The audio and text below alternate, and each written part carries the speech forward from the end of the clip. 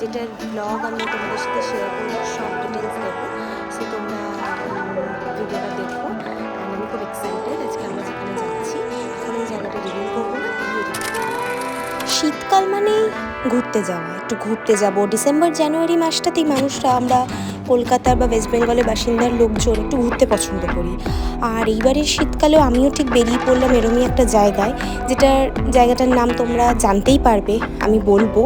তার আগে তোমরা ভিডিওটা লাস্ট অবধি দেখো, ভালো লাগলে অবশ্যই লাইক করো, সাবস্ক্রাইব করো আমার চ্যানেলটাকে।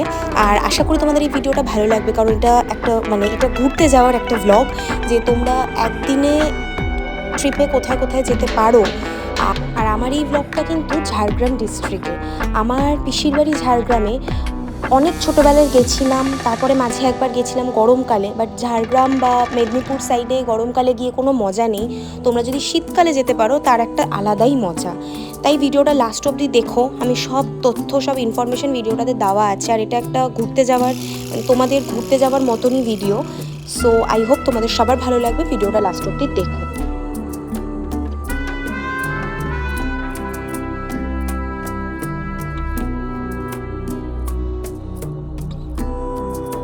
চলে এসেছি আমাদের ফার্স্ট ডেস্টিনেশনে, যেটা কিনা ঘাগড়া। এই জায়গাটার নাম খুবই সুন্দর একটা জায়গা। তোমাদেরকে পুরো ভিউটা আমি দেখাবো। অ্যান্ড এটা ঝাড়গ্রাম থেকে আমরা গাড়ি করে এসেছি, বেশিক্ষণ লাগেনি, ওই 1 ঘন্টা 10-15 মিনিট সামথিং লেগেছে। তো ভিউটা খুবই সুন্দর, প্রত্যেকটা জায়গা বুঝতেই পারছো ভিউটা কি সুন্দর লাগছে। এখানে একটা ঝর্ণা মতো আছে। তো আমার এটা ফার্স্ট টাইম, আমি আমার পিসিদের সাথে এসেছি। আমাদের ঝাড়গ্রামে আমার পিসির বাড়ি, তো এটা পিসিদের সাথে আমরা এসেছি, পিসির এর আগেও এসছে। অ্যান্ড জায়গাটা খুবই সুন্দর, তো দেখতেই পাচ্ছ ভীষণ সুন্দর। মানে এখানে কিন্তু একটা পিকনিক স্পট, পিকনিকও করতে লোকজন অনেক দূর দূর থেকে এসেছে, প্রচুর লোকজনও, ভিড়ও হয়েছে। অ্যান্ড বেশ ভালো লাগছে। তো আর একটু সামনে গিয়ে তোমাদেরকে আমি ভিডিওটা করে দেখাবো। ডে ট্রিপ করার জন্য তোমরা কিন্তু এই অফবিট প্লেসটাতে আসতেই পারো, আমার খুব ভালো লেগেছে। তবে যদি বর্ষাকালে যাও তার একটা আলাদাই মজা, এখান থেকে আমি শুনেছি। অ্যান্ড এটা কিন্তু ঝাড়গ্রাম থেকে 41 কিলোমিটার। সো তোমরা যেতেই পারো ঝাড়গ্রামে গিয়ে। তোমরা যদি কোনো হোটেলে স্টে করো, ওখান থেকে একটা গাড়ি নিয়ে তোমরা এই ঝাড়গ্রামের কাছে যেই ট্যুরগুলো বা যে ট্রিপগুলো আছে সেগুলো কিন্তু তোমরা করতে পারো। আমার খুব ভালো লেগেছে এই জায়গাটা, কি সুন্দর। হ্যাঁ, গর্ত দেখে, এখানে প্রচণ্ড গর্ত আছে। অ্যান্ড জায়গাটা খুবই সুন্দর, ভীষণ ভীষণ সুন্দর। তো আমি আস্তে আস্তে এগোচ্ছি, তোমাদেরকে ঝর্ণাটা দেখাবো। এই দেখো, এখানে যিনি গার্ড ছিল সে আমাদেরকে বারবারই বলছিল বেশি ধারে যেতে না, কারণ লাস্ট ইয়ার একটা বাচ্চা পড়ে গিয়েছিল, একটু দুর্ঘটনা ঘটেছিল। সো আর যেহেতু পাহাড়টা একটু উঁচু নিচু, পাথরগুলো ক্রস করে যেতে হবে, আর নিচেই হোলগুলো দেখতেই পাচ্ছ। জায়গাটা বেশ ভয়ের মানে কি, ঠিক আছে, কি সুন্দর।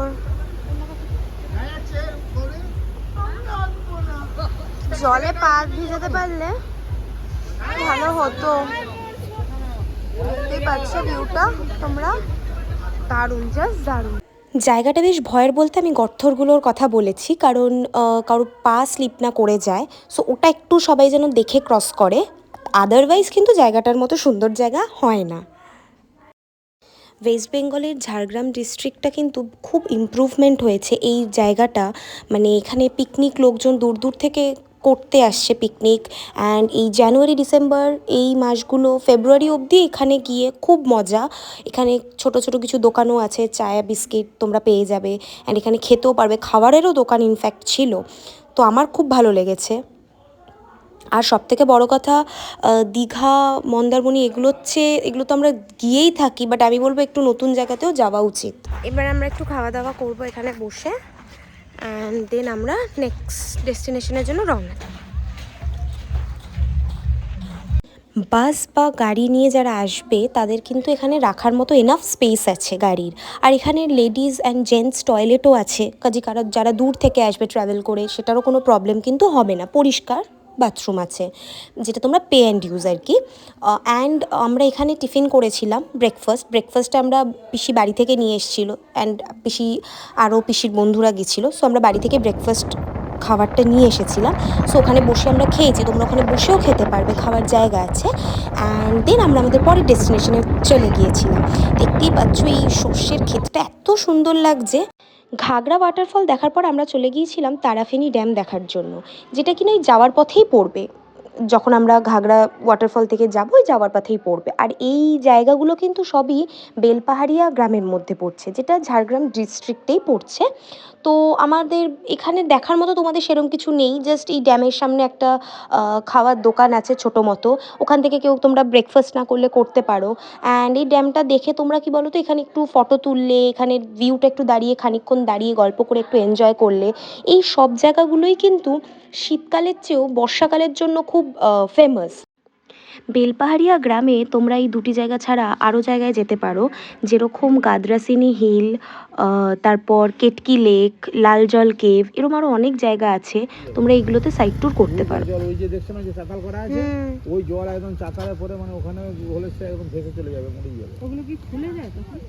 উঠে যাবে, উঠে যাবে। এটা কখন খোলে? বর্ষাকালে, যখন বর্ষাকালে অতিরিক্ত জল ওই যে বন্যা হচ্ছে না তখন, অতিরিক্ত জল হয়ে যায়, তখন জল ছেড়ে দেয়, তখন বন্যা হয়, তখন ড্যাম ভেঙে যাবে, তখন ড্যাম ভেঙে যাবে, তখনই ওই চেনগুলো তুলে দেয় আর ওটা উঠে যায়, এই জলটা তখন নিচ দিয়ে চলে যাবে। মানে ড্যাম ভেঙে গেলে কি হচ্ছে, 100 গ্রাম ভেসে যাবে। হ্যাঁ, তখন এইসব ড্যাম যখন জল ছেড়ে বন্যা রয়েছে এই নিয়েছে। তারপর আমরা চলে গেলাম আমাদের পরের ডেস্টিনেশনে, যেটা ঝাড়গ্রাম থেকে এবার একটু অন্য দিকে যাচ্ছিলাম আমরা, বাঁকুড়াতে। এটা এই যেই জায়গাটাতে যাচ্ছি এবার শুরু হচ্ছে আমাদের বাঁকুড়া সিটিতে যাওয়া। আমরা এবারে ঢুকে গিয়েছিলাম বাঁকুড়া সিটিতে, ঝাড়গ্রাম থেকে একটু দূরে। তো এবার আমরা যে পরের ডেস্টিনেশনটায় যাচ্ছি সেটা বাঁকুড়া সিটিতেই। তো তোমরা দেখতে পারবে এবার আমরা কোথায় যাচ্ছি। তারপর চলে গেলাম তালবেরিয়া ড্যামে, যেটা কিনা বাঁকুড়া সিটি তোমাদেরকে বললাম। এটা প্রথমে ভেবেছিলাম তালবেরিয়া লেক, বাট এটা লেক নয়, এটা একটা ড্যাম। এখানে বোটিং হয়, আর এখানে দেখার মতো সেরম কিছু নেই। আবারও বলছি, ড্যামে তোমরা দেখার মতো সেরম কিছু পাবে না। এই জায়গাটাতেও বর্ষাকালে গিয়ে খুব মজা।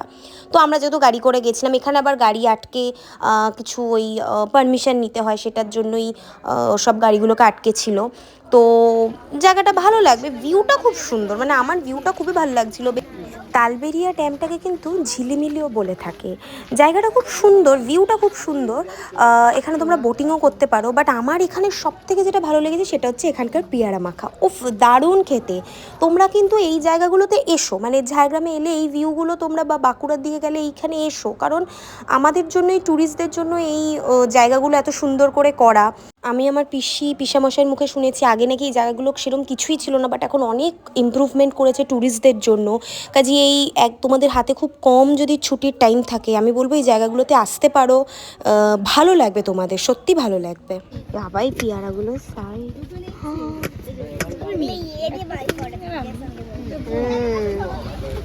এগুলো ঠিক আছে। চারটা নিতে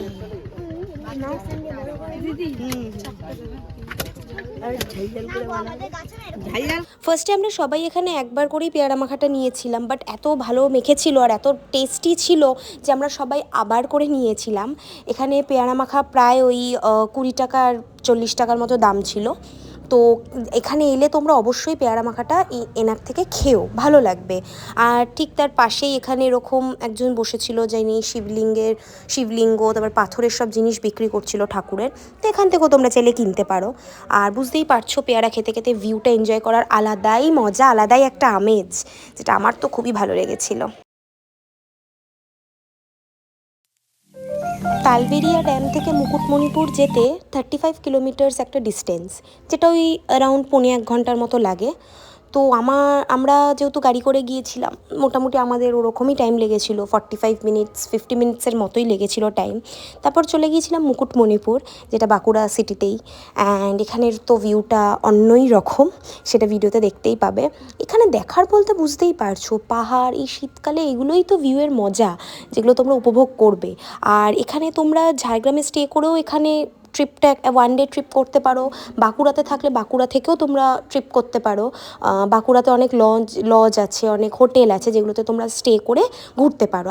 আমি যেহেতু গাড়িতে গেছি কাজে আমার ট্রিপটা অন্যরকম ছিল গাড়ির, বাট তোমরা হাওড়া থেকে বাঁকুড়া সিটি অবধি ট্রেন আছে, সেই ট্রেনে করে আমি শুনেছি যেটা, ট্রেনে করে নেমে তোমরা ওখান থেকে বাসে করে মুকুটমণিপুর আসতে পারবে। আর মুকুটমণিপুর জায়গাটাও কিন্তু খুব সুন্দর, এটা কংসাবতী নদীটার নাম। আর এখানেও অনেক বোটিং করতে পারবে, এখানে বোটিং শুনেছি। আর এখানে বোটিং করতে গেলে তোমরা যদি আরেকটু মানে দূরে যাও বোটিং করতে করতে, তাহলে তোমরা হরিণও দেখতে পাবে, বাট আমরা অত দূরে যাইনি। আচ্ছা, এখানে দেখার মতো একটা শিব ঠাকুরের মন্দির আছে, অত দূরে আমরা কেউ উঠতে পারিনি। আর তার ঠিক কাছে আরেকটা মন্দির ছিল, তো সেই মন্দিরে আমরা গেলাম, ওখানে খানিকক্ষণ দাঁড়িয়ে ওখান থেকেও তোমরা ভিউটা নিতে পারবে, যেটার ভিউটা কিন্তু দারুণ।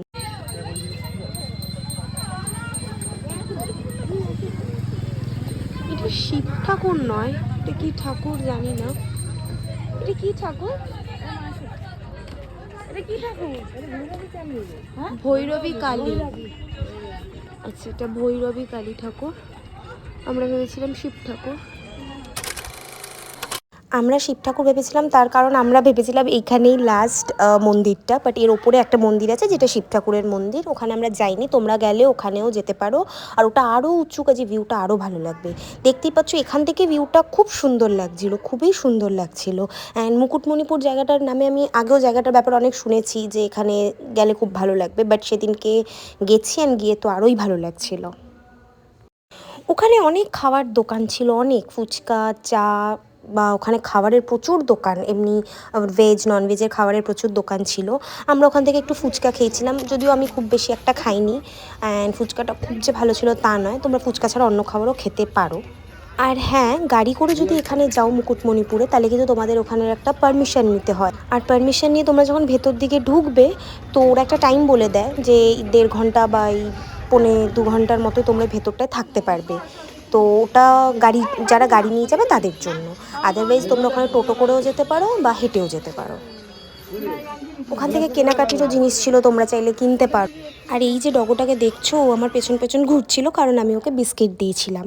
একটা কথা আমি সবাইকেই বলতে চাই, যারা আমার ব্লগ দেখো, কুকুরদেরকে রাস্তায় দেখলে প্লিজ বিস্কিট দিও। অ্যাটলিস্ট ওরা খেতে পায় না, ওরা বলতে পারে না, আর এই শীতে ওদের আলাদাই জ্বালা। কুকুরটাকে দেখেই মনে হচ্ছিলো ও খেতে পারে না। তো আমরা যারা অ্যাটলিস্ট সাইট সিন যাই বা দূরে ঘুরতে যাই, কুকুর দেখলে ওদেরকে প্লিজ খাবার দিও। এটা আমার একটা ছোট্ট রিকোয়েস্ট, যারা আমার ভিডিও দেখে বা যারা আমার ব্লগ দেখে।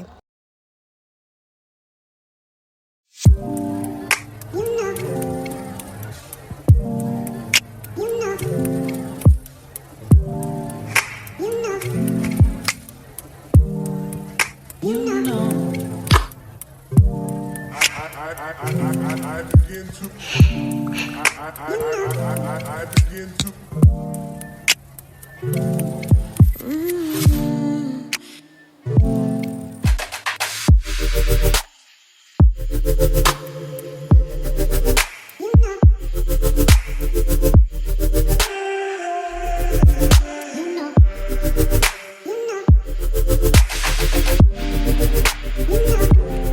আমাদের মুকুটমণিপুরের ওই ভেতরটায় টাইম দিয়েছিল 4:15 অবধি থাকার জন্য। তো আমরা তার আগেই বেরিয়ে এসেছিলাম, অ্যান্ড বেরিয়ে আমরা ওখানে বাইরেটা একটা পিকনিক স্পট মতো ছিল, যেখানে অনেকজন এসে খাওয়া দাওয়া করছিল। তো আমরাও ওখানে খাওয়া দাওয়া করলাম, অ্যান্ড খাওয়া দাওয়া করার পর আমরা চলে গেলাম একটু নৌকার জন্য, যেখানে আমরা নৌকা চড়বো বলে এবার সবাই আমরা লাফালাফি করছিলাম। তো নৌকা চড়ে আমি শুনেছি এখানে নাকি আলাদাই মজা।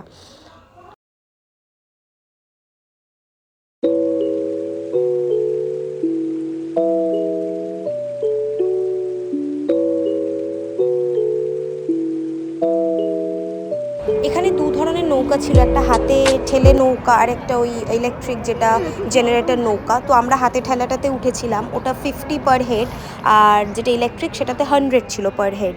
অ্যান্ড তোমরা যতটা বলবে ততটা দূর অবধি ওনারা নিয়ে যাবেন। তো এইটার ভিউটা তো আলাদাই ছিল, আমরা একদম সানসেটের টাইমে উঠেছিলাম। আমাকে তুলে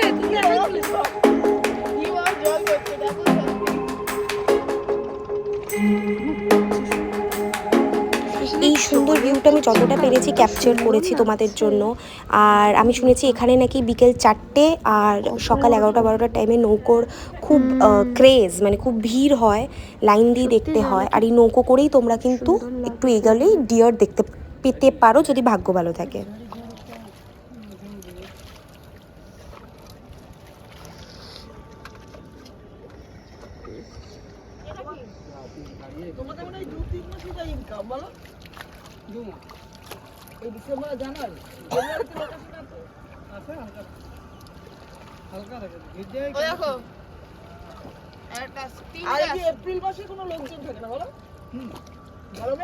আর এগুলো হচ্ছে ওয়াটার ড্যাম। সো তোমরা আগের ভিডিওটাতে শুনতেই পেলে যে জানুয়ারি আর ডিসেম্বর এই দুটো মাসেই যা ভিড় হয়, ফেব্রুয়ারিতেও মোটামুটি লোকজন আসে। আমি রিকোয়েস্ট করব সবাইকে এখানে আসো, এখানের জায়গাটা সবাই উপভোগ করো, খুব ভালো লাগবে। আমার ব্লগ প্রায় শেষের দিকেই, আর বাড়ি যাওয়ার ঠিক টাইমে খানিকটা রাস্তা এগোনোর পর আমাদের গাড়ির টায়ার পাংচার হয়ে গিয়েছিল। সো আমরা তখন এখানে অন্ধকারে দাঁড়িয়েছিলাম সবাই। অ্যান্ড বুঝতেই পারছো যে প্রচণ্ড ঠান্ডা ছিল, কলকাতার চেয়ে টেম্পারেচার অনেক কম। খুব যে ঠান্ডা ছিল দুপুরের দিকটা তা আমি বলবো না, বাট ঠান্ডা ছিল। আর তারপর আমরা একটু চা খেয়ে যে যার মতো আবার গাড়ি করে বাড়ি চলে গিয়েছিলাম। আমার পিসির বাড়ি আমি গিয়েছিলাম, ওখানেই স্টে করছি এখনও। তো এই ছিল আমার ব্লগ। ভালো লাগলে অবশ্যই লাইক করো, সাবস্ক্রাইব করো, বারবার বলছি আমাকে ভালোবেসে এইভাবে সাপোর্ট করো, আর অবশ্যই এই জায়গাগুলোতে ঘুরতে যেও। Thank you.